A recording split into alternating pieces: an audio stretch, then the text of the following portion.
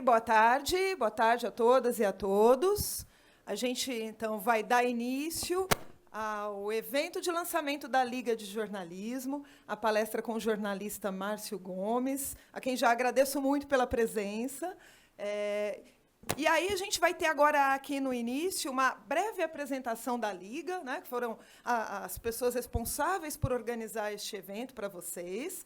E, na sequência, a gente, então, vai abrir a palestra. Tá? Eu vou pedir para já subir ao palco, então, o nosso palestrante, o jornalista Márcio Gomes, e o professor André Santoro, que vai ser responsável por mediar a mesa.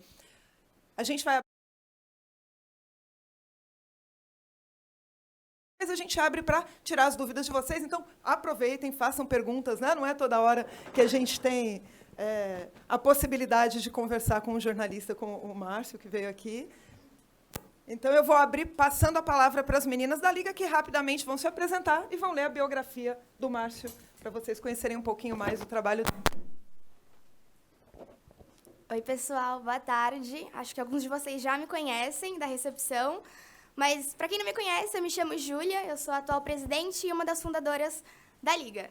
Sejam bem-vindos ao nosso evento de inauguração. A ideia é que a Liga possa levar vocês para além da sala de aula e aproxime vocês de profissionais do mercado de trabalho e atividades de um jornalista. Bom, agora eu vou falar um pouquinho sobre o Márcio. Para a gente começar com chave de ouro, a gente escolheu uma pessoa que é uma baita inspiração e um baita exemplo para a gente que vai seguir na área.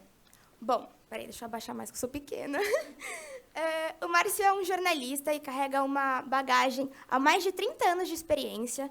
Ele tem um total de 12 prêmios em reconhecimento ao seu trabalho como apresentador, repórter e correspondente. Ele é formado pela PUC do Rio de Janeiro e o Márcio exibe uma carreira excepcional aí no telejornalismo brasileiro. Desses 30 anos que ele tem de experiência, 24 deles são na Rede Globo. Ele passou pelas bancadas de diversos jornais, como Bom Dia Rio, RJTV, SPTV, Jornal Nacional, Jornal da Globo, Bom Dia Brasil e o Jornal Hoje. Além disso, ele foi um dos responsáveis pela fundação do Globo News, foi correspondente na Ásia entre 2013 e 2018, apresentou o combate ao coronavírus em 2020 e, atualmente, ele está trabalhando na CNN como âncora do jornal Prime Time, aqui na nossa vizinha CNN. Sejam bem-vindos e espero que vocês gostem muito. Muito obrigado. Obrigado. Tem que acender a luzinha? Pode usar da mesa. Pode usar da mesa. Então, acho... 3, 2, 1. Mas acho que da mesa é melhor. Ficar sentado é melhor, né? Acho que fica mais confortável. Acho que é melhor desligar, né? Bom dia, boa tarde, pessoal. É um prazer estar com vocês aqui. Me convidaram para falar um pouco sobre a minha carreira. É sempre difícil isso para mim, eu sou extremamente tímido. E essa talvez seja uma primeira pergunta que vocês percebam para ser jornalista, para trabalhar em televisão. Pode ser tímido? Pode. Eu sou muito tímido, é muito difícil ficar na frente das pessoas assim, e falando sobre mim mesmo. Se for para falar sobre meu trabalho, se for para falar sobre alguma coisa relacionada ao trabalho, fica mais fácil. Mas dividir com vocês aqui ensinamentos, eu fico mais envergonhado, fico mais cabisbaixo. Por isso, talvez as perguntas vão ser excelentes para vocês realmente tirarem as suas dúvidas. Eu tenho 30 anos de carreira, estou fazendo esse ano 30 anos de trabalho. Comecei a trabalhar um pouco antes, claro, de formato, fiz muito estágio. Mas a primeira reportagem que eu vou pedir para exibir aqui agora é uma que eu fiz ano passado, exatamente há um ano. Hoje é dia 6, amanhã 7... No dia 8 de setembro, a rainha morreu, Rainha Elizabeth II. E aí a CNN me mandou para Londres e eu apresentava o jornal, eu apresento o jornal já desde o começo, mas eu adoro rua, eu adoro fazer reportagens, eu adoro estar onde a notícia acontece. Gosto de ficar no estúdio também e acho que as duas coisas se complementam muito bem. E aí quando veio o convite para ir para Londres, convite não, a demanda para ir para Londres, na hora eu aceitei. Foi uma trabalheira danada, foi extremamente difícil. Tinha dias mais tranquilos, dias muito mais intranquilos, mas foi muito legal. Então, a primeira reportagem que eu vou mostrar é quando o corpo da rainha foi um longo período de velório, foram quase mais de 2 semanas, se eu não me engano, de velório do corpo da rainha. E aí ela morreu na Escócia e aí o corpo chegou a Londres. Essa reportagenzinha rápida foi quando o corpo chegou a Londres. Roda, por favor, para mim. O avião com o corpo da rainha chegou a Londres no começo da noite. Hora local. Havia muita expectativa, especialmente da polícia. A preocupação com um possível ataque é visível. Neste ponto da região central da capital britânica, uma dupla de agentes vistoriava as latas de lixo atrás de explosivos. Apesar da chuva e do frio, a população veio em grande número, ansiosa que está em homenagear a monarca. O corpo da Rainha Elizabeth II está em Londres. Começa agora uma despedida como esta cidade e esta população jamais viram. O cortejo foi direto, sem paradas, até o Palácio de Buckingham. Essa reportagem é uma besteira. Curta. Por que está exibindo essa matéria? Qual a importância dessa matéria? Um negócio de 20 segundos. Essa passagem, que é a hora que o repórter aparece, a gente ficou... Eu gosto de mostrar só essa reportagem por causa desse trecho, dessa passagem, dessa hora que o repórter aparece ali. A gente ficou 4 horas em pé naquele local ali, porque eu sabia que o carro da rainha, com o corpo da rainha, ia passar ali. Então a gente ficou nessa esquina, eu e o repórter cinematográfico, o Reinaldo Macedo, um amor de pessoa, super profissional, que também foi do Brasil, viajou junto comigo. E a gente ficou ali na esquina, que a gente sabia que ali a visão era boa. Mas, Márcio, não dá para ficar... Não, aqui a visão é boa. Vamos ficar aqui. E estava chovendo, estava frio, e a gente ficou ali 4 horas em pé. E aí as pessoas começaram a juntar, e a gente sempre falando, please, please, please, please, please, please, please, please, please. E a polícia nos ajudou até, teve uma hora que uma mulher falou, não, vou ficar aqui sim, com um guarda-chuva enorme assim, e acabar com a reportagem. Mas era importante, é uma besteira. Eu podia ter feito em outra esquina, o carro só passar atrás de mim, talvez o valor fosse o mesmo, mas, e particularmente também, você percebe que foi bem coordenado. Eu ficava olhando para trás e quando o carro começou a chegar, eu comecei o texto. Não tinha outra possibilidade. Se eu errasse o texto, se o câmera perdesse o foco, se o carro viesse mais rápido ou mais devagar e passasse antes ou depois da minha fala, não ia dar certo. Eu só estou destacando isso para mostrar o trabalho que dá a fazer jornalismo. Às vezes num trabalho físico, basicamente físico, de ficar 4 horas em pé, na chuva, no frio, e no risco de não conseguir ou não aquela imagem, aquele momento, mas vale muito a pena. Ou então o sacrifício mesmo de horas que você tem que passar analisando papéis, documentos, entrevistando pessoas, numa edição, juntando material. Tudo isso você ganha com o tempo. Com o tempo você vai ficando melhor nisso, sabendo o que é importante, o que não é importante. Fiz todo esse preâmbulo para mostrar isso, o sacrifício que a gente faz mesmo depois de 30 anos de carreira. Ah, a carreira está consolidada. Ah, é um sucesso esse cara. Não, todo dia você tem que fazer uma coisa diferente. Todo dia você tem que se esforçar. Todo dia você tem que batalhar para mostrar o seu melhor. Não pode achar que você está bem só porque tem 30 anos de carreira. Isso aqui é um exemplo perfeito para isso e eu me orgulho muito de poder mostrar isso para vocês e contar a história por trás dessa reportagem. Está até no meu Instagram, fixa lá.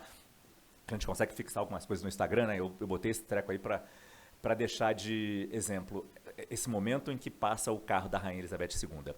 Só me apresentar então e contar o passado, já que vocês são tão jovens também. Eu já fui jovem um dia, quando eu comecei a minha carreira, quando eu comecei na faculdade. Eu estudei na PUC do Rio, eu sou carioca, e foi uma tremenda escola, um lugar muito legal, e lá eu já comecei estágio. Estagiei no jornal, no Projeto Comunicar, no jornal da PUC, e é muito bacana você começar com um jornal onde os professores são seus chefes, já que eles te dão orientação e as matérias que você escreve já saem no lugar que as pessoas podem ver. Não tinha internet na minha época, não tinha computador, a redação era de máquina de escrever ainda. E tenho grandes lembranças daquela época, que é a época do aprendizado, que é a época que você tem que estar muito aberto à conversa que os professores têm, ao que vocês aprendem na rua, nas primeiras matérias, seja para o jornal ali, ou seja quando já tiver contratado. Esse começo vai te moldar muito, esse começo vai dizer para você os desafios que você tem que ter para crescer e se tornar um profissional melhor. Você tem que aprender muito com seus erros, tem que aprender muito com as suas deficiências. E com o tempo você vai sabendo driblar essas deficiências, vai melhorando e vai se tornando um melhor profissional. Eu fiz muita coisa quando estava na faculdade no Projeto Comunicar, que era no Jornal da PUC, depois eu fui fazer em São Gonçalo. São Gonçalo é uma cidade na região metropolitana muito longe da minha faculdade, era muito longe da minha casa também, era um sacrifício, e eu fiz estágio lá também, estagiei em rádio, tudo isso ganhando muito mal, quase pagando para trabalhar, porque o salário às vezes não cobria passagem. Numa época eu já tinha carro, então era mais fácil, mas ainda assim era difícil porque tinha que comer, era barra. Mas é importante fazer estágio. Acho que ainda hoje todos vocês aqui têm que buscar estágio, não é porque tem internet. E falando da internet, eu acho que isso é importante também. Hoje vocês têm um acervo enorme, uma fonte de informação valiosíssima. Eu não tinha isso na época. Eu tinha a faculdade, os professores, claro, a biblioteca, alguns livros que tinham de jornalismo. Era essa a fonte de informação que eu tinha. Vocês hoje têm os professores, têm tudo isso, e mais a internet que municia vocês com experiências, com reportagens, com televisões do mundo inteiro estão na internet. Isso é um acervo para o crescimento de vocês enorme. Aproveitem isso. Mas como eu falei na entrevista ali, o básico para ser um bom jornalista é ler. É gostar de ler. Jornal, revista, livro, obviamente, textos que você acha na internet, ok, na tela do computador, mas leiam muito. Isso ajuda a criar vocês, dá uma base que vai favorecer vocês daqui a 20 anos, daqui a 30 anos. Algo que aconteceu hoje no Supremo Tribunal Federal, na Câmara dos Deputados, na Copa do Mundo, vai ser importante para vocês daqui a pouco, quando vocês estiverem cobrindo uma Copa do Mundo daqui em 2040, 2050, hoje acompanhando uma sessão no Supremo Tribunal Federal. Isso aconteceu igualzinho há 20 anos, quando esse juiz fez essa decisão sobre aquele caso. Acreditem em mim, é importante se informar desde já. Bom, como é que a gente vai conduzir? A próxima reportagem é qual mesmo, hein? É do Jornal Nacional. É outro perrengue. É quando eu era correspondente no Japão. Eu estou pulando mais várias etapas aqui. Eu fiz jornal local no Rio de Janeiro e o jornalismo local também é muito importante. Hoje eu estou num jornal de rede, ou seja, vai para o ar para o Brasil inteiro, na CNN, e a gente fala de todos os assuntos. Mas eu já fui repórter durante 20 anos, repórter e apresentador de jornais locais no Rio, o Bom Dia Rio, o RJTV, como a Ju falou na apresentação dela ali.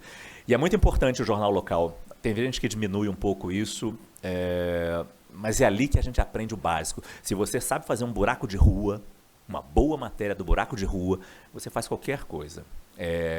Esse básico é importante passar por ele. Não, mas eu quero fazer grandes matérias, eu quero derrubar o presidente, eu quero derrubar o ministro, eu quero descobrir... Começa pelo buraco de rua, depois você vai para a Câmara dos Vereadores, entender como essas coisas todas funcionam e tão interconectadas é fundamental para a gente ser um profissional melhor e cobrir melhor os assuntos, seja da nossa cidade ou do nosso país. Eu fiquei muito tempo no RJTV e aí um dia eu cheguei para o meu diretor e falei, eu quero ser correspondente internacional, preciso, já tinha 20 anos de casa já na TV Globo. E aí ele falou, ok, vou pensar nisso. Ele tomou um susto porque ele já me via como apresentador. Algumas pessoas pensam, esse é o topo que a pessoa chega da carreira. Não, o topo vem todo dia quando você se torna um profissional cada vez melhor. E eu queria ser um correspondente internacional para melhorar um pouco mais a minha carreira, ter uma outra experiência. E aí 1 ano depois ele me chamou para ser correspondente. Aí eu pensei, vai ser em Nova York, vai ser em Londres. Não, foi no Japão. Pintou uma vaga no Japão. Foi a melhor coisa da minha vida. Os 5 anos que eu passei no Japão, de 2013 a 2018, como disse a Ju, foram os melhores anos da minha vida, como pessoa e como profissional. Lá você tropeça em reportagens. As 2 reportagens que a gente vai ver agora foram feitas durante essa época, e eu gosto de destacar isso. A primeira é uma entrada ao vivo no Jornal Nacional, durante a passagem de um tufão nas Filipinas. Roda a primeira, por favor. Depois o correspondente Márcio Gomes, enviado especial da Rede Globo às Filipinas. Foi em 2013. Márcio, bom dia para você. Como é que se descreve para a gente a situação neste momento, nesse comecinho de manhã, né, de quinta-feira, aí na cidade de Tacloban? É verdade, Patrícia, boa noite para você, boa noite para o Bonner, aos amigos do Jornal Nacional. Já está amanhecendo aqui nas Filipinas e, segundo as Nações Unidas, 11 milhões de pessoas passam por necessidades básicas neste momento no país. Saber desse número é desesperador, porque significa saber que o que nós vemos aqui em Tacloban se repete pelo país. Aqui em Tacloban falta tudo. Água, comida, inclusive para nós, jornalistas. Ontem, por exemplo, a polícia começou a distribuir água e biscoitos de chocolate para a população, só que foi um tumulto tão grande, foi tão desesperador, que os policiais começaram a jogar essa comida para a própria segurança deles, policiais.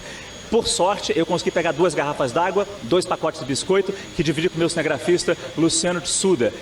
foi a nossa refeição do dia. Especialmente para crianças, idosos e doentes, a situação é desesperadora e não há outra palavra para definir, eu peço desculpas, mas isso aqui está um inferno para essas pessoas. Falta energia elétrica e isso torna a questão da segurança um item muito importante. Ontem, à luz do dia, nós vimos saques acontecendo. Era um saque num posto de gasolina, eram 250 pessoas avançando nesse posto de gasolina, abrindo os tanques de combustível no subsolo e com varetas de bambu. Na ponta havia garrafas PET cortadas. Eles tentavam pescar o combustível que encontravam para os seus geradores, para os seus automóveis, para as suas motos. Ainda há muitos corpos espalhados pela rua também. O cheiro é muito forte e por isso se fala aqui em enterros em massa, mas não conseguem precisar uma data. Claro que não. Os corpos ainda estão depositados nas ruas, eles não foram recolhidos. A questão da segurança nos força a permanecer no aeroporto a noite inteira, montar uma base aqui no aeroporto. No primeiro dia nós dormimos numa espécie de carrinho de bagagem como esse aqui. O cinegrafista Luciano Tsuda dormiu nesse carrinho de bagagem e eu dormi num armário de metal logo ali ao lado, que está tombado. Claro que a gente não dormiu. Essa noite foi um pouco melhor, nós conseguimos dormir perto da torre de controle do aeroporto de Tacloban e era um local coberto, ótimo, mas dormimos no chão. Mas definitivamente não podemos reclamar de nada aqui. Para nós, a situação é passageira, vamos embora daqui a pouco. Para as pessoas que moram aqui, não tem fim tão cedo. Pois é, Márcio, você e Luciano vão embora daqui a pouco, depois de ter feito um trabalho absolutamente excepcional pelo trabalho de vocês, o Brasil, os brasileiros aqui e fora daqui, pela Globo Internacional. Que aí vem o elogio agora, então não precisa. Mas é outro perrengue que eu estou mostrando, né? Parece que é só perrengue a nossa profissão. Não é isso. Às vezes tem muitas alegrias, a próxima reportagem é mais leve. Mas só queria destacar a dificuldade que a gente enfrenta muitas vezes na nossa carreira. Podia ser num tufão nas Filipinas, e esse foi o tufão mais forte já registrado no planeta. Ele tocou a terra, normalmente ele vai ganhando força enquanto está no mar. Quando ele chega à terra, ele começa a perder força. Ele tocou a terra com 300 quilômetros, com ventos de 300 quilômetros por hora. Muito forte, a água subiu, não é tsunami, a água quando sobe, enfim, é um maremoto, não se chama de tsunami. Tsunami é depois que vem uma grande onda, um terremoto, foi isso que eu aprendi pelo menos. E aí o mar subiu e devastou a cidade, o tufão devastou as construções. As Filipinas são um país muito pobre, e a destruição que está atrás de mim ali já fala tudo realmente, como o Bonner falou. E a minha cara também, eu não tomei banho durante 3 dias, 4 dias ali, foi um sacrifício chegar em Tacloban, foi um sacrifício sair de Tacloban, essa cidade onde eu estou. Eu e o meu cinegrafista, um herói também, Luciano Tsuda, também não, um herói, Luciano Tsuda, que me ajudou muito na minha temporada no Japão. Mas eu estou querendo só mostrar o sacrifício que é muitas vezes para a gente fazer uma reportagem. E talvez um pouco a sorte aí. A gente conseguiu embarcar para Tacloban, um avião da Força Aérea Americana, que estava ajudando muito ali. Mas depois a gente enfrentou esse inferno que foi lá e a dificuldade que foi mandar esse material também. Claro, não tinha luz, não tinha internet. O cinegrafista conseguiu levar um equipamentozinho que ligava direto no satélite e a gente mandava as imagens para o Brasil. A velocidade disso era lentíssima, 1 minuto levava quase 1 hora de transmissão. Então a gente ficava meio que se revezando enquanto dormia em cima do armário ou no carrinho de bagagens. A céu aberto, a gente ia mandando as imagens para as reportagens que a gente foi enviando lá das Filipinas para cá. Mas, de novo, eu mostro um perrengue só para mostrar como pode ser dura a vida de um jornalista, mas como a gente aprende com isso. Foi inesquecível isso para mim. Isso foi em 2013, novembro de 2013. Eu cheguei no Japão em julho de 2013, ou seja, eu mal tinha chegado, estava começando a ser correspondente, ainda aproveitando o Japão, a maravilha que é o Japão, a beleza de ser correspondente, fazer só matéria legal, de terno e gravata, no frio, na neve, todo mundo vendo no Brasil, eu de cachecol, que beleza vai ser. Fui para as Filipinas, isso porque eu pedi para ir, porque a Globo não queria mandar, não, é caro, não, a gente não sabe ainda se vale a pena ou não, mas eu quero ir para lá, eu quero ir para lá, eu quero ir para lá. E esse é o desejo também, o jornalista sempre quer ir, todo mundo correndo do tufão e a gente chegando no tufão, todo mundo correndo do problema, do tiro, e a gente indo atrás do tiro para ver de onde está partindo aquele tiro ali. A gente coloca a nossa vida em risco muitas vezes, não é certo, acaba acontecendo. Era perigoso essa viagem, eu estava com o bolso cheio de dinheiro. Eu sabia, esse lugar não vai ter banco, não vai ter cartão de crédito, vou levar dinheiro. Eu estava com o bolso cheio de dinheiro num lugar que não tinha lugar, não tinha vendinha, não tinha barra, não tinha nada. A história do biscoitinho de chocolate lançado pelo policial com medo de ser esmagado pela multidão é real. E eu com o bolso cheio de dinheiro, sabe o que eu vou fazer com esse dinheiro aqui?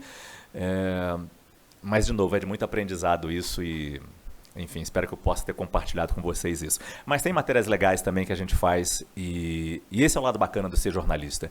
É você conversar com gente de gente que você jamais encontraria, desde o mendigo da esquina ali, até o professor do Mackenzie, até o diretor da faculdade, até o presidente da República. E não estou fazendo nenhuma gradação de importância aí do mendigo para o presidente, não. Todos têm histórias para contar, todos têm coisas interessantes para você entender, explicar, passar para frente, transmitir para quem está te assistindo, para quem lê a sua reportagem. Isso é muito rico, você conhecer pessoas tão diferentes, de alguma forma, mas isso é trabalho, eu não me misturo no meu trabalho, mas você acaba aprendendo coisas que você jamais pensaria nelas, graças a essa nossa profissão. Por isso que eu adoro ser jornalista e por isso que é tão bom ser repórter também. Porque no estúdio você fica lá meio isolado, só na redação, com seus colegas, o clima é muito legal. Mas quando você vai para a rua e enfrenta esse tipo de perrengue, ou não, mesmo quando é uma matéria divertida, você também aprende muito e entra em contato com pessoas muito diferentes. Eu não sei se meu tempo está acabando, mas só para ver a próxima reportagem, então. O trem-bala japonês é sinônimo não só de rapidez, mas também de pontualidade e de limpeza. E o correspondente Márcio Gomes foi conhecer uma das equipes responsáveis pelo estado impecável do Shinkansen. Ninguém fica indiferente diante de um trem-bala. As linhas aerodinâmicas fazem do Shinkansen um símbolo do Japão, especialmente quando passa dos 300 por hora. A excelência do Shinkansen depende da velocidade, da segurança, mas também do trabalho de uma turma que os passageiros mal percebem. E olha que tudo começa aqui, na plataforma de embarque. Eles circulam discretos, sabem a hora de cada chegada para respeitosamente receber o trem do qual vão cuidar. Homens e mulheres responsáveis por outra marca, a limpeza do Shinkansen. Tão ágeis quanto o próprio trem. Cada dupla fica com o vagão. São 100 poltronas e em 7 minutos tem que limpar bandejas, levantar persianas, trocar o encosto, varrer o chão para a próxima viagem. Não é para qualquer um. Eles treinam num cenário que reproduz perfeitamente um vagão. Aqui no simulador tem até um banheiro igualzinho ao do trem de verdade. Aliás, cuidar dos toaletes é tarefa só para os mais experientes, por causa da complexidade. Para os novatos, lições básicas. A forma correta de segurar o pano. Usar a vassourinha detectora de umidade no estofamento. Parece fácil até a gente tentar. Já estou pegando o paninho errado já. Não posso tocar no... Só tomei bronca. Ela está falando que eu esqueci de olhar o lixo, que as pessoas às vezes jogam assim, entre a janela e o banco. E ainda tem a preocupação com os detalhes, como a posição do pino que segura as bandejas. A professora reclamou que eu deixei o pininho torto. Tem que ficar retinho.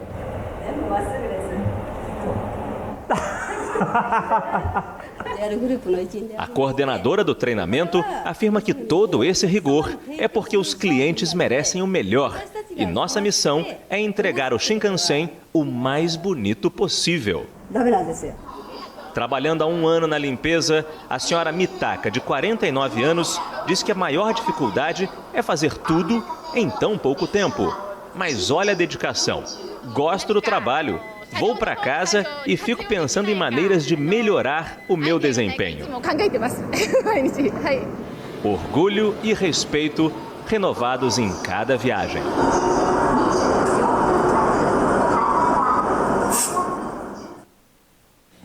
A altura do Márcio deve ter atrapalhado um pouco a limpeza. Acho que o Márcio é melhor como repórter. Tá bom, obrigado. Essa reportagem eu adoro. Eu adorei fazer essa reportagem. E eu confesso que eu primeiro li essa reportagem num jornal japonês, num jornal em língua inglesa. Ele perguntou se eu falava japonês. Eu aprendi um pouquinho, o básico, Mas não o suficiente para fazer entrevistas, não, impossível. Você tem que ter rotina para aprender. Nem é difícil aprender japonês, mas tem que ter rotina. E como repórter, você não tem rotina. Minha aula era quarta-feira, 10 da manhã. Aí meu produtor me ligava na terça-feira à noite e falava, aquela reportagem que você queria do trem, está marcada amanhã para conseguir, para quarta-feira, 11 da manhã. Não, desmarca que eu tenho aula de japonês. Não, eu desmarcava a aula e ia fazer a reportagem. Mas, ao mesmo tempo, também eu não aprendia porque a professora ia lá em casa e eu aproveitava para conversar com ela em inglês sobre o país, sobre o Japão. E quantas pautas nasceram dessa conversa com a professora para entender aquele país tão diferente, mas tão legal, com matérias positivas como essa aí, que mostra... Você vê, numa reportagem bobinha como essa, simples, você entende um país. Da questão da pontualidade, da dedicação ao trabalho, enfim, de como funciona um país com transporte público na sua excelência, o melhor do mundo, eu posso dizer, eu imagino que seja, eu não conheço muitos países, todos os países do mundo, mas o Japão, é difícil imaginar que alguém seja melhor que o Japão em pontualidade, em limpeza, em segurança no seu transporte público. E é uma matéria simples, mas que conta um pouco um resumo do que é o país. E mostra muito bem. E aí, fazendo essa matéria, não sei se vocês perceberam, logo no começo da matéria, aparece um funcionário da limpeza fazendo assim. Como se fosse cumprimentando o trem que está chegando à estação. Aquela imagem é minha. Eu estava entrevistando uma pessoa e com uma outra câmerazinha pequena eu fazia a imagem, porque eu sabia que aquele funcionário ia cumprimentar o trem quando chegasse. E o meu câmera estava fazendo a reportagem ali. E aí eu falei, não vou interromper a entrevista aqui para pedir para o meu câmera filmar aquilo ali. Eu sempre levava uma outra câmera, porque o repórter... Claro, ele está ali escrevendo, ele está ali, mas ele também tem que ajudar de outras formas. E eu ajudava muito na produção, eu ajudava muito em fazer imagens, eu adoro fazer imagens, eu acho que se eu não fosse repórter, eu seria repórter cinematográfico, eu adoro filmar, fotografar, gosto muito. E acho que as coisas se complementam. De novo, não é porque você é um repórter, um correspondente internacional, não, imagem eu não faço. A gente tem que fazer de tudo. Não interessa se você é um correspondente internacional ou se você é um repórter que está começando agora no jornal local do seu bairro, do seu clube. Você tem que fazer de tudo para fazer melhor e se destacar na sua profissão, primeiro para aprender e depois para ir se destacando, que naturalmente pode vir a acontecer. O nosso mercado é muito difícil, está cada vez pior, as redações estão encolhendo cada vez mais, a tecnologia está facilitando isso. Para eu fazer uma entrada ao vivo, como aquela lá das Filipinas, aquele equipamento, por acaso, era da CNN Internacional. A Globo tentou agendar uma entrada ao vivo com uma agência internacional de notícias, mas a antena era da Associated Press. Não chegou. A gente estava lá, os repórteres todos lá querendo entrar ao vivo e a antena não tinha chegado. A CNN tinha uma estrutura gigantesca, porque a CNN é enorme no mundo inteiro, e aí as TVs do mundo inteiro, ou quem quisesse entrar, entrava ao vivo alugando. Você pagava 10 minutos, reservava 10 minutos e podia usar o equipamento deles. E foi assim que a gente entrou ao vivo naquela vez ali. Hoje em dia está muito mais simples. A CNN devia estar com mais 30 pessoas lá nas Filipinas para cobrir esse tufão. Hoje em dia, se eu fosse sozinho, eu entrava ao vivo, claro, depende do sinal de internet também, se tivesse ou não, pelo telefone celular, e ninguém diria que eu estou entrando com um equipamento profissional, com 30 pessoas por trás de mim, ou se sozinho com o tripé. É claro que quanto mais pessoas, melhor para a sua segurança, para te ajudar a colher informação, mas hoje em dia é praticamente impossível isso, porque é caro, porque demanda muita gente, muito investimento, então quase sempre o repórter vai sozinho. E mesmo assim a gente faz um bom trabalho. Não tem jeito. A gente tem que fazer um bom trabalho. Não pela empresa que a gente está, claro, pela empresa também, mas pela gente. Para a gente saber que a gente fez o melhor, ou pelo menos que a gente tentou fazer o melhor. É nisso que eu realmente acredito. No final das contas, não é por mim nem pela empresa, é por quem nos assiste. Para que a informação chegue da melhor forma para quem está nos assistindo, para quem está nos consumindo, para quem está comprando aquele jornal ali ou assinando aquele canal a cabo. É isso. Temos tempo para perguntas. Será que eu falei muito rápido? Quer que eu fale mais? Tá ótimo. Acho que eles devem ter... imagino aí que os nossos alunos e até colegas professores tenham questões para trazer para o Márcio aqui na frente. Então, gente, não tem muito como fazer inscrição nem nada, mas a Larissa está com o microfone. Quem quiser fazer alguma pergunta, eu peço só que levante a mão para que a gente leve o microfone e vocês possam encaminhar a pergunta para o Márcio, tá? vamos lá, vocês são alunos de jornalismo, tem que ter pergunta, né? O professor Vanderlei já Vou começar aqui para abrir o processo. Quebrar o gelo. Márcio, eu queria que você falasse um pouco daquela cobertura da invasão do Capitólio. Como é que ela foi realizada? Vocês tinham alguém lá durante a invasão? Acho que foi um processo bastante difícil para tanto para vocês como para a CNN Internacional. Foi. Os repórteres da CNN, eles passaram da mesma forma que os da Globo aqui, durante as manifestações de 2013, não usavam mais canopla. Alguns microfones da CNN tinham um símbolo da CNN. E a polarização política era tão grande nos Estados Unidos, e a CNN apanhava muito durante o governo Trump, que alguns repórteres da CNN também não usavam canopla, o símbolo da CNN, nos seus microfones. Aquela invasão foi muito marcante também. 2 anos depois aconteceria algo muito parecido aqui em Brasília. E acho que os riscos para a nossa profissão são os mesmos, porque, de novo, o repórter quer estar cada vez mais perto ali, para entender como é que é aquela quebradeira, por onde eles entraram, o que eles estão fazendo lá dentro. O repórter tem que estar lá dentro. A CNN Internacional tinha muitos repórteres perto, próximos, que foram chegando. A CNN Brasil, acho que ainda tinha uma repórter, a gente tinha uma correspondente em Washington, mas eu confesso que eu não lembro se ela estava perto ali do Capitólio quando aconteceu aquilo. Essa sua pergunta me... Hã? A Heloísa ficava em Nova York, a outra era... E eu esqueci o nome dela, desculpa, gente. Ela ficava em Washington, mas eu confesso que eu não lembro se ela estava ali naquele dia. Mas naquele dia, isso que é bacana de ter a CNN Internacional nos apoiando. A gente entrava muito ao vivo com o material deles ali. E eles conseguem cobrir como ninguém, não apenas nos Estados Unidos, mas onde eles quiserem. É só ter a previsão. Nesse do tufão, por exemplo. Eles sabiam que o tufão ia chegar no dia 13. A previsão do tempo hoje é muito precisa. No dia 11, eles já estavam nas Filipinas. No dia 11, eles já estavam na cidade que seria mais atingida, porque sabiam que a cidade o tufão ia passar por ali. No dia 11, eles já estavam ali esperando o tufão chegar. Aí você pensa, que sensacionalismo, que coisa, que exploração, já estão esperando. Não, já estavam dando informação para aquelas pessoas ali. E porque a CNN estava lá tão cedo nesse tufão, desculpa sair um pouco do assunto ali, só porque eu lembrei disso agora. O exército americano, não é bobo nem nada, vamos apoiar as Filipinas então. O mundo inteiro está olhando para lá, vamos apoiar as Filipinas. E mandou porta-aviões, e mandou fuzileiros navais para ajudar aquelas pessoas ali, como eu falei na reportagem, 11 milhões de pessoas no país com necessidade. Os Estados Unidos deram uma grande ajuda ali, e eu tenho certeza, muito graças à cobertura da CNN que estava lá, essas pessoas não têm nada. E a CNN americana cobra muito isso do próprio governo americano. Será que ele não, a CNN Internacional principalmente, ninguém vai fazer nada? O mundo não vai fazer nada para essas pessoas aqui? E é claro que os Estados Unidos se posicionam em primeiro lugar, digam o que quiser sobre os problemas que já causaram em diferentes países, mas como podem ajudar também, e nesse caso ajudaram muito aquela população especificamente de Tacoblan, e eu vi o trabalho que os fuzileiros navais americanos faziam ali para aquelas pessoas que não tinham nada. Nesse dia do Capitólio, eu acho que eu faço um paralelo perfeito com o que aconteceu aqui no nosso 8 de janeiro. Lá que foi 6 de janeiro. Vários colegas nossos foram agredidos, vários colegas nossos tiveram equipamentos quebrados durante a cobertura do que acontecia em Brasília. O risco, de novo, é enorme quando você vê uma turba enfurecida e uma pessoa sozinha não faria nada, mas a multidão dá força para essas pessoas. A multidão dá força para esses, desculpa a palavra, para esses covardes.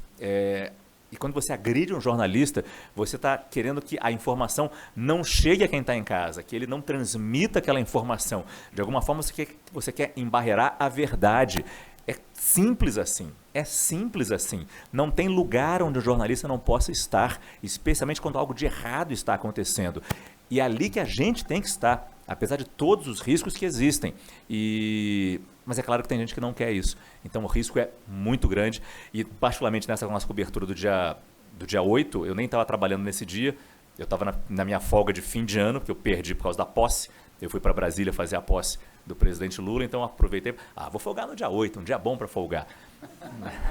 Estava em Paraty, tive que voltar, perdi as diárias de hotel no dia seguinte. Dia 9 eu já estava em São Paulo para apresentar o jornal normalmente, porque a gente sabe todos os desdobramentos que houve e há até hoje por causa daquela invasão.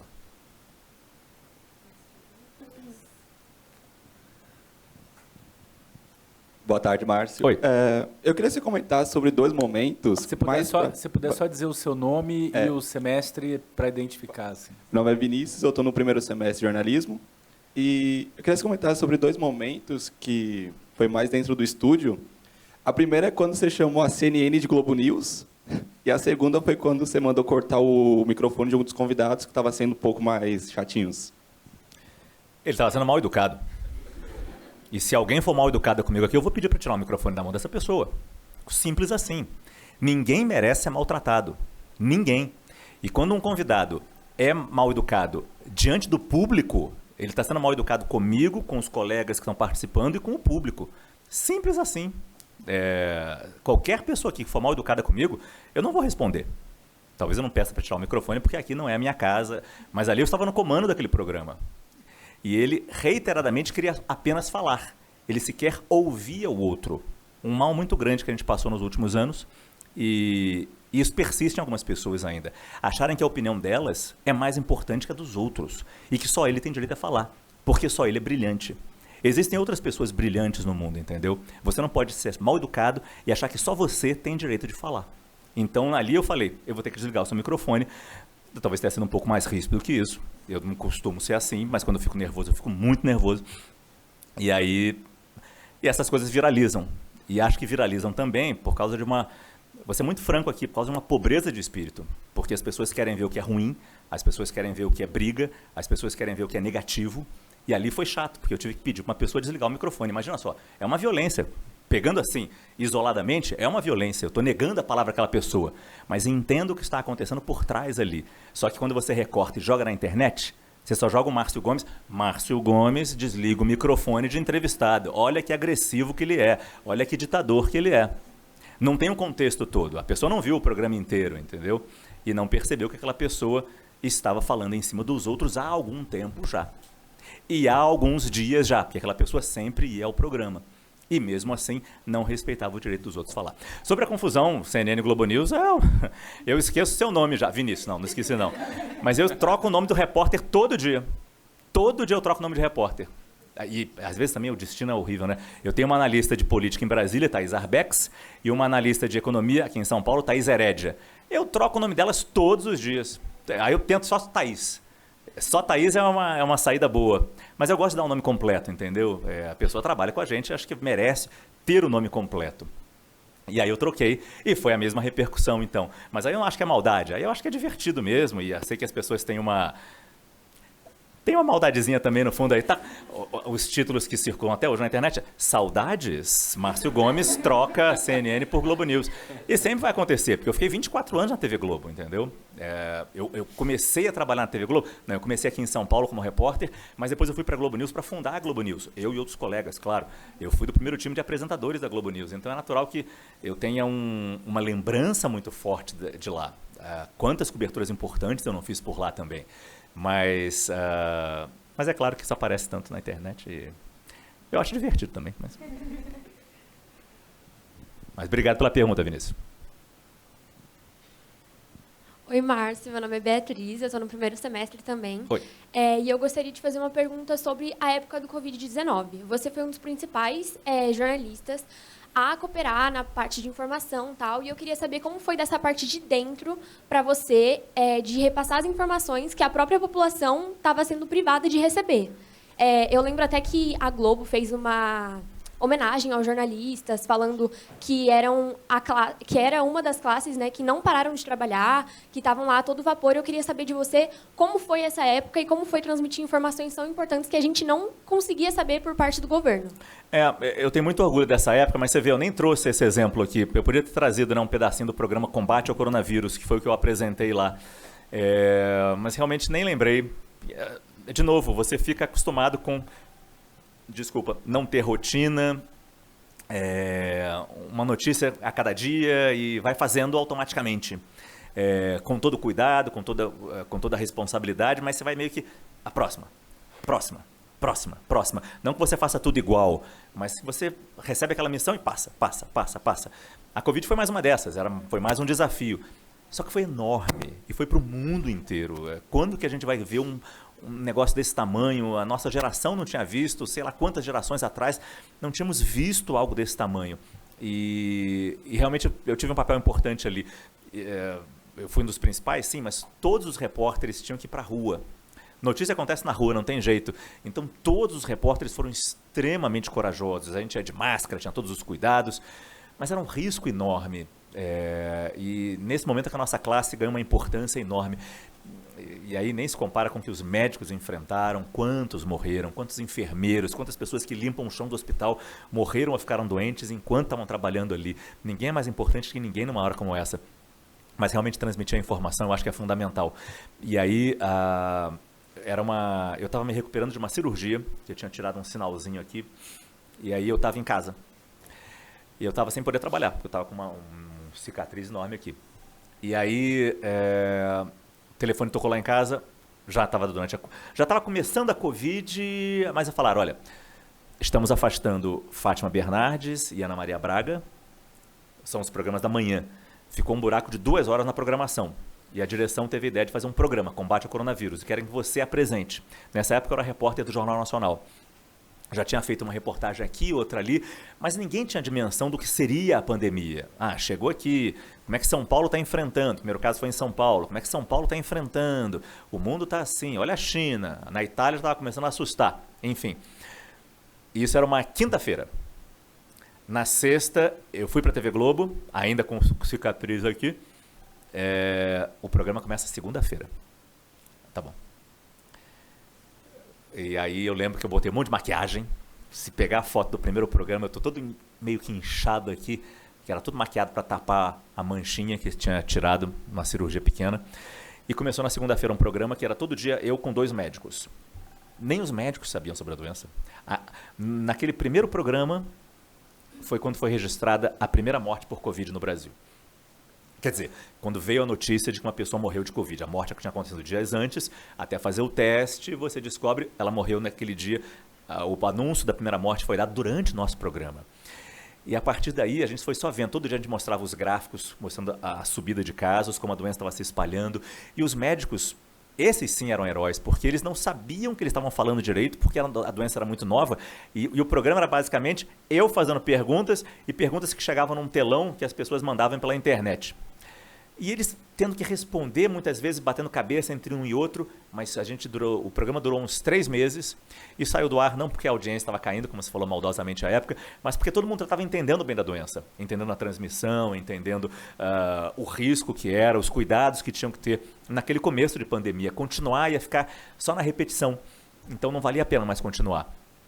E foram 3 meses que a gente ficou assim, todo dia recebendo 2 médicos diferentes, a gente fazia um rodízio de médicos, e era uma loucura. Minha mulher em casa com meus filhos, eu saindo de casa para fazer esse programa e só pensando, eu estou conversando aqui com 2 médicos e eles falavam, estou atendendo um monte de gente com Covid, perdi um paciente ontem, um está muito grave agora, não deve durar muito tempo. E eu conversando ali com eles sem saber se eu estava pegando a doença ou não, de novo, sem saber que doença era aquela. É muito fácil olhar para trás agora e falar, Covid não é nada, Covid é um resfriadinho, como alguns falavam. E hoje tem vacina. Por isso que a gente está aqui, fechado nesse auditório, porque se Deus quiser, está todo mundo vacinado. Naquela época não tinha vacina, a gente não sabia que doença era aquela, e sem esquecer que morreram 4.000 pessoas por dia no Brasil, num determinado momento mais grave da doença. Era gravíssimo, a gente tinha que se cuidar sim, e a informação que a gente tinha naquela época era, fique em casa. E não era ficar em casa simplesmente para não pegar a doença, é para proteger o sistema público de saúde, que não ia ter lugar para botar tanto doente. O Einstein ficou lotado, o São Luís ficou lotado. Você imagina o hospital mais simples no interior do Brasil, como é que ficou? Então a gente tinha que ficar em casa para não ficar doente e o hospital atender só quem realmente tinha que estar na rua e ficava doente. Normalmente os próprios médicos. Quantos médicos morreram dessa doença? Então, e a gente falava tudo isso. O programa... eu tinha que ter separado isso, né? Que droga. Foi no programa que eu ensinei a fazer uma máscara de pano. Isso sim viralizou também, isso foi uma viralização positiva. Se você botar Márcio Gomes, máscara de pano, Covid, no Google, vai aparecer. Isso foi tão importante também, porque já estava faltando máscara. Não faltava máscara ainda, mas o governo tinha falado, máscara é bom, mas não tem para todo mundo, atenção vai faltar para os médicos. Eu aprendi a fazer uma máscara de pano na internet, só falei com a minha chefia. Eu acho que é importante a gente fazer uma máscara de pano hoje aqui. Eu já tinha levado pano, e tinha pedido lá 2 chuquinhas para a produtora. Aprendi a fazer a máscara e falaram, não, acho legal sim. E aí, ao vivo, imagina na TV Globo, ao vivo, o repórter chegar e ensinar a fazer uma máscara de pano, e bota aqui. E só fiz isso também, era para viralizar? Não, porque tinha 2 médicos. Aí eu perguntei, doutor, eu queria fazer isso aqui. Ajuda a máscara de pano? Sempre consultando o médico, sempre consultando o entrevistado que sabe mais que você. O repórter sabe tudo um pouco. A gente tem noção de tudo, mas um pouco. Você precisa de especialistas. Nada sai da minha cabeça sem ter passado antes por um especialista. Por uma pessoa que diga, tá certo, pode falar isso. Não, Márcio, fala dessa maneira. Explica dessa forma, que é o mais correto, é o mais fácil das pessoas entenderem. Tinha 2 médicos, eu pergunto, doutor, posso fazer essa máscara aqui? Funciona? Funciona. Não é eficaz 100%, mas já segura um pouco o vírus aqui. Se o outro tiver com uma máscara de pano também, vai segurar o vírus ali e pronto. Já estamos mais protegidos para ficar assim. Não precisa ficar em casa isolado. Com a máscara de pano, a gente já começa a sair da rua, já começa a voltar à vida normal. Depois, claro, da China vieram 1 bilhão de máscaras cirúrgicas que salvou o planeta. Depois as vacinas, naturalmente. Mas tudo que a gente fazia ali era em cima de explicação científica e acho que sim, foi muito importante. Até hoje eu recebi e-mail de gente agradecendo pelo programa. Ah, meu pai só entendeu a gravidade da doença quando você falava para ficar em casa, quando você explicava com os médicos, muito obrigado. Até hoje eu recebo esse tipo de mensagem, isso me enche de orgulho, mas era uma equipe trabalhando, a equipe inteira fazendo o mesmo sacrifício, tendo que sair de casa, no momento de muita dúvida, para colocar um programa no ar. Isso nos enche de orgulho, na verdade. Eu me alongo demais nas respostas, né? Desculpa, gente. Oi, tudo bem? Eu sou a Júlia Guaraldi, do 3º semestre de jornalismo. Eu gostaria de perguntar se teve alguma situação, alguma matéria que você ficou com medo a ponto de não fazer, ou se isso era um combustível para você fazer a matéria assim mesmo, porque a gente sabe que o Brasil é um dos países que mais mata jornalistas, a gente sabe o que você mesmo falou, como a gente se coloca em risco. Então, eu gostaria de saber se você já teve essa dificuldade. Volta e meia a gente tem que passar por situações de risco, mas nenhuma matéria vale a nossa vida. Nenhuma matéria. E uma chefia de qualidade, e graças a Deus todos os meus chefes sempre foram de qualidade. Quando eu digo de qualidade, de responsabilidade, qualidade eu digo de serem boas pessoas, de perceberem, não vale a pena colocar o repórter nesse risco, é perigoso. Vai ali na Cracolândia com uma câmera, fazer a reportagem, entrevistar as pessoas que estão lá. É uma super reportagem, mas é um risco estar ali, é um risco enorme estar ali. Nenhum repórter tem que passar por esse risco. E sim, já passei por riscos, sim, falando isso, mas já passei há pouco tempo, há coisa de 4 anos, já que no Brasil é uma favela que estava desmoronando em Osasco, e eu entrei ao vivo de lá, falando, olha, inclusive está tocando assim a sirene, uma pessoa da Defesa Civil já passou para a gente sair daqui, porque a situação é de risco, não sei o quê, aí acho que a pessoa no estúdio, então sai daí porque você está no lugar, é perigoso, é verdade, é isso. A pessoa no estúdio falou e minha mulher falou também, ela vendo na televisão em casa, me ligou logo depois, sai daí então. Mas a vontade de fazer, a vontade de mostrar, pessoas já tinham morrido naquela comunidade e muitas se recusavam a deixar suas casas, entendeu? Então estar ali e dar aquela mensagem, isso talvez seja mais importante, mas é um perigo isso, e chega até a ser irresponsabilidade com a minha vida e a vida da minha equipe, que está ali entrando ao vivo também. Porque se eu falar, gente, vamos sair daqui, todo mundo vai sair. Muitas vezes o próprio câmera quer ficar, não, só um pouquinho, só um pouquinho, só um pouquinho. Mas alguém tem que ter uma voz da razão para chegar, está perigoso aqui, e saia. A vontade é muito grande de fazer, mas se você morrer, a reportagem não vai ao ar. Se você morrer, vai até atrapalhar a cobertura, porque vai ser um repórter a menos. Você tem que botar isso em pratos limpos, assim, claramente falando. Então não vale a pena você se arriscar para uma reportagem. Já passei alguns riscos, sim, lá nas Filipinas foi perigoso, sim, era um tufão que tinha passado, a situação era terrível, se eu me cortasse ali não teria um médico me atender, se eu ficasse doente não teria. Eu fui para lá sem saber como sairia de lá, sair de lá foi um risco, foi quase implorando uma carona num avião daqueles lá, e eu tinha que sair porque não tinha mais estrutura para ficar ali, mas às vezes você faz essas loucuras, mas definitivamente não vale a pena. Tudo bem? Respondi? Bom, eu sou o Jean Werneck, do 2º semestre. E aí? E a minha pergunta não é tão parecida com a dela, porque não necessariamente é os riscos, mas como a gente assim, ter a calibragem certa para saber o quanto ser usado interessado sobre um determinado assunto, ou sobre uma oportunidade na carreira, e o quanto você perceber que talvez aquilo não seja para você, sabe? Eu acho que, no início, como a gente está muito entusiasmado, a gente tem tudo muito mais peso, né? Um sim ou um não vai fazer toda a diferença, vamos dizer assim. E é difícil enxergar a longo prazo. Então, você, por exemplo, se olhando hoje para a construção da sua carreira como um todo, como você analisa isso?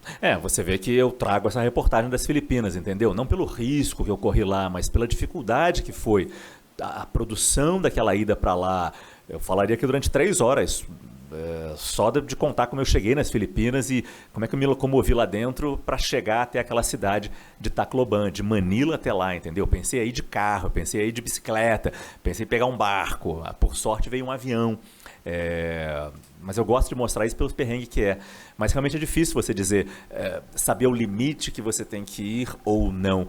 E pensando assim também, para a própria segurança do repórter, você tem que procurar sempre alternativas. Se eu não posso ir por aqui, como é que eu posso conseguir essa informação por outros lados, que corroborem aquilo ali, que me deem aquela informação sem eu correr riscos? Como é que eu faço isso? De novo, é uma equipe, talvez. Quando a gente está sozinho, talvez seja mais difícil isso. Tem muito repórter freelance por aí, tem muita gente como correspondente internacional que está sozinho também. Quando você está com uma equipe, todo mundo pensando junto, talvez seja mais fácil de arranjar essa resposta.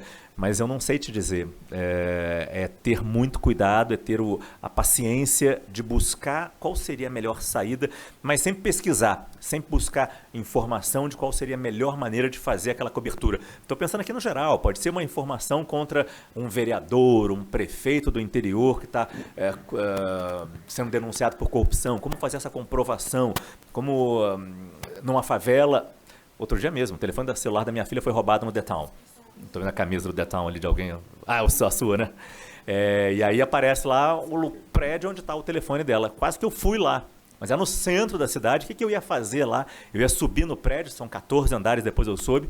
Bater de porta em porta procurando o celular dela, não ia, mas dá vontade de fazer matéria sobre isso, você pessoalmente ir lá com o seu telefone celular e fazer, esse é o prédio onde os telefones vêm parar, porque eu botei isso na internet, um monte de gente botou, esse é o prédio, tá meu telefone também, meu telefone parou aí, não sei o que, nada é feito, para aquela reclamação de sempre. Eu vi isso no seu Instagram. Mas você tem que tomar cuidado com isso, porque não adianta você ir lá sozinho e aí, tô aqui em frente ao prédio. Só vê as pessoas te cercando assim, já começa a fazer essa imagem. Porque se nem a polícia vai, alguma coisa acontece naquela região ali e que é perigoso. Então você tem que refrear os seus instintos e, de novo, para o bem do seu público, não deixar de fazer a reportagem, não deixar de levar aquela informação, mas procurando maneiras de, da forma mais segura, levar aquela notícia, entendeu? Desculpa, não sei se eu te respondi. Pessoal, a Larissa vai passar o microfone agora para 2 perguntas. Eu vou pedir que as 2 sejam feitas na sequência. E aí ele responde de uma vez só, tá? Para a gente ter aqui uns 5 minutinhos antes dele precisar ir embora, para a gente se despedir do Márcio, tá? Senão fica realmente muito apertado o horário. Então, vou pedir que os 2 alunos façam as perguntas e em seguida ele responde, tá bom? Oi, eu sou a Débora, eu estou no primeiro semestre de jornalismo. Oi. E eu queria saber como que é para você conciliar a sua vida pessoal relacionada à família e afins com o seu trabalho, principalmente no momento quando você foi correspondente internacional. Como foi isso? A família, nessas situações, passa por um grande sacrifício. Minha mulher teve que deixar o trabalho dela e ir comigo para o Japão com os meus 2 filhos. E passou a cuidar o dia inteiro dos meus 2 filhos, dos nossos 2 filhos, claro. E eu tinha muito trabalho, ainda mais no começo, você tem um gás danado. Então foi muito difícil. Normalmente a família passa por esses sacrifícios. Quando a gente estava no Rio, quem trabalha na Globo não tem carnaval nunca, ainda mais no Rio. É sempre trabalho. Então a gente não deixava de... Eles até viajavam, mas eu ficava lá, não tinha momentos de família. Então você tem que pesar essas coisas, entendeu? O fato de estar na televisão, às vezes me conhecem na rua. Então eu lembro que meu filho pediam para tirar foto comigo, meu filho já saía assim de perto. Ele sabia que eu ia tirar ele assim e eu botava atrás de mim. Não gosto que ele apareça. E nem ele gosta de aparecer até hoje. Então ele já saía pequenininho. Ele já saía assim de lado, entendeu? Minha filha é um pouco mais solta, mais despachada, ele ficava querendo aparecer, dar tchau. Mas a família acaba passando por um preço maior, porque são viagens, são feriados, são férias que às vezes você tem que abrir mão para estar na cobertura, estar trabalhando. Então, às vezes é um pouco difícil isso. Mas tem tanta compensação, tem tanta história para contar, que eu acho que vale a pena. Dizem que jornalista só consegue casar com jornalista, é verdade, Márcio? Minha mulher é jornalista. Tá. Opa, Márcio, eu sou o Felipe, eu estou no 3º semestre. E aí, Felipe? E eu queria saber, nessa sua estadia aí, lá no continente da Ásia, eu queria que você dissesse as principais diferenças entre o jornalismo praticado aqui e o do Oriente. Uma excelente pergunta. Enfim, eu já falei que foi a melhor experiência da minha vida, porque A gente percebe como o mundo é grande e tem diferentes maneiras de abordar as notícias. Eu confesso que, como eu não tinha japonês, eu não conseguia ler os jornais impressos. E os jornais japoneses são tidos como os de maior tiragem do mundo. Mas a fama que existe no jornalismo japonês, especificamente no japonês, é de que é um jornalismo muito controlado. O japonês por si só já é muito respeitoso. Então dizem que ele também tem um pouco esse respeito com as autoridades, não desafia muito, existe uma pressão muito grande do governo nos jornais, e os jornais apenas, às vezes, cedem essa pressão, entendeu? Eu confesso que eu não sei, eu ouço isso, eu ouvi muito falar isso, nunca conversei com um colega jornalista japonês sobre isso, e eu tinha pessoas que trabalhavam comigo, mas nunca falei com eles sobre isso, mas eu sei que... Mas, ao mesmo tempo, a TV japonesa, por exemplo, a TV pública, a NHK, que eu assistia muito porque tinha a tecla SAP nos telejornais deles, então eu passava para inglês. Então eu assistia aos telejornais ali, me ajudava a entender um pouco mais o país e até ver que matérias eu poderia perseguir ou não, qual o enfoque eu daria para o público brasileiro. E aí eu vejo a importância da NHK e das TVs em geral, e do jornalismo em geral, nesse ponto. O Japão é um país muito sujeito a terremotos, a tragédias climáticas, como tufões e tudo isso. E eles... existe uma lei lá que diz que todo mundo pode ficar em casa num dia de um tufão, de um terremoto, menos a imprensa. A NHK, na sede dela, tem um enorme depósito de combustível, porque se o pior dos terremotos vier para o Japão e tudo acabar, a NHK vai ficar em pé e vai ficar no ar, porque eles têm geradores que vão ser alimentados por aquele combustível ali para continuar transmitindo a informação. Isso já mostra a importância do jornalismo para aquela pessoa, para aquele país ali, que é tão sujeito a tragédias como terremotos, tufões, maremotos, tsunamis, vulcões. Vai falando que tem. Tudo tem lá. Então, nesse caso, o jornalismo é muito importante para lá. Em outros países, eu não percebi muito problema não. Nas Filipinas havia um controle grande também. Eu fiz uma matéria uma vez muito grande lá, também nas Filipinas. Só tem tragédia nas Filipinas? Não, é um país lindo, mas eu só cobri problema nas Filipinas sobre o combate às drogas e a maneira com que a polícia matava, exterminava usuários de droga na rua, como chegar na Cracolândia e sair metralhando, entendeu? A polícia de Manila, a polícia em Manila principalmente, fazia muito isso. Achando que isso ia solucionar o problema das drogas. E eu fui fazer uma matéria lá sobre isso e, nossa, foi uma super matéria. Durou 15 minutos, eu acho, no Fantástico. Foi bem legal mesmo. Mas, enfim, eu não sei te dizer exatamente as diferenças, mas em todo lugar você tem também jornalistas que desafiam o sistema e que querem fazer mais e, às vezes, botam a própria vida em risco. E isso é muito importante. Muito legal. Eu vou passar a palavra agora para as alunas da nossa Liga de Jornalismo. Antes de passar a palavra para a Letícia, quero agradecer ao Márcio por estar aqui conosco na tarde de hoje. Também ao pessoal do NPDA, do NTAI, a toda a equipe que está trabalhando aqui para garantir transmissão e filmagem, sonorização e tudo mais. A professora Denise, que foi a grande organizadora desse evento junto com as alunas da Liga. E a coordenação do nosso curso, que viabilizou o evento e permitiu que a gente juntasse aqui os alunos de alguns semestres para assistir ao Márcio falando aqui da sua rica experiência profissional. Letícia. Opa, boa tarde, gente. Então, eu também queria agradecer, né, em nome da Liga, agradecer primeiramente ao Márcio por ter topado, por ter disponibilizado o seu tempo, por ter vindo até aqui. Queria agradecer também a presença de vocês. Esse foi o nosso evento de estreia, então é muito feliz ver, a gente está muito feliz de ver o auditório cheio, de ver vocês engajados. E queria, assim, basicamente agradecer a Denise por ser a nossa coordenadora, agradecer as meninas pelo trabalho e agradecer ao Mackenzie por permitir tudo isso, especialmente ao Hugo também, que comprou o projeto desde o início e apoiou muito a gente. É isso, gente. Brigadão. Eu que agradeço. Muito obrigado. Foi um prazer estar com vocês. Como eu falei na entrevista, eu acho que eu aprendo muito com isso, porque eu olho para trás um pouco, vejo o que foi a carreira, vejo as perguntas de vocês, ótimas perguntas. Muito obrigado mesmo. E, de novo, eu posso parecer ingênuo às vezes. Estava falando isso para a professora Denise. Eu tenho esse sonho que o jornalismo muda o mundo. Eu ainda tenho esse sonho, sabe? A gente estava falando sobre isso. Como a nossa profissão é importante, como é difícil, como é dura, o salário é cada vez pior. Mas, sim, é importante. Não gosto para ele. Mas a gente adora o que faz. E, sim, eu acho a minha profissão importante, eu tenho orgulho do que fiz. Acho que ajudei mais do que atrapalhei as pessoas. E acho que eu enquanto eu puder trabalhar, eu vou conseguir trabalhar e vou querer trabalhar para, de novo, fazer isso. Cada dia uma coisa diferente. Eu acho que isso é mais legal de ser repórter, principalmente. Um dia tá com mendigo, no outro dia tá com professor, no outro dia tá com presidente e, de novo, com mendigo e aprender com eles. A gente sempre tem que aprender nessa vida, gente. Não tem jeito. Ninguém veio pronto e a gente nunca vai estar pronto. Sempre aprendendo. Obrigado.